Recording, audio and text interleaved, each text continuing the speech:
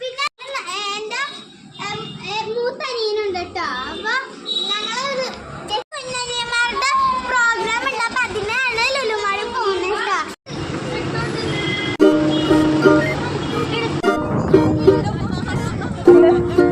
അപ്പൊ കഴിച്ച് ഇപ്പൊ ഞങ്ങൾ ലുലു നടക്കുകയാണ് കേട്ടോ. അകത്തേക്ക് കാണാം.